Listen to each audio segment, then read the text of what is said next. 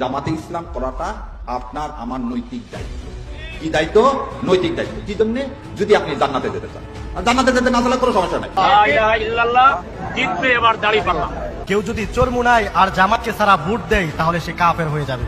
সোজা কথা, সে কাফের হয়ে যাবে, সে ইসলামের মধ্যে থাকবে না। আমার ভাই হয়তো কোনোদিন ইবাদত করার সুযোগ পায় নাই, ওই শুকনান দেওয়া বিড়ির মধ্যেও যদি সে ওই দাঁড়িপাল্লার দাওয়াত দিয়ে আল্লাহ তারে কবুল হয়ে যায়, এমনও হইতে পারে পিছনের সব আল্লাহ মাফ করে দিয়ে তার তো ভালো করি। আমাদের আল্লাহ যেন নিজেই দাঁড়িপাল্লাকে প্রতিষ্ঠিত করার জন্য এই বাড়ি উঠা বেড়ে লাগছে। এই জন্য নামাজ রোজা হজ যাকাত কালেমা চাইতে আপনি মুসলিম রাষ্ট্রের নেতা নির্বাচন করা সব খরচের বড় বড়। কেন্দ্র থেকে মোবাইল করলো আমাকে, মোবাইল করে বললো যে খান সাহেব আপনাকে তো কোরবানি দেওয়া হলো। আমি বললাম এই কোরবানি কি ইব্রাহিম আলাইহিসসালামের বেটা ইসমাইল আলাইহিসসালামের? তখন বললেন যে হ্যাঁ, এর চেয়েও বড়। বহু মহিলা এসেছেন তার প্রয়োজনের কথা বলতে, তার পোশাক ইসলাম যেটুকু শালীনতার প্রত্যাশা করে ওরকম না, তিনি এসেছেন তার মতো পোশাক।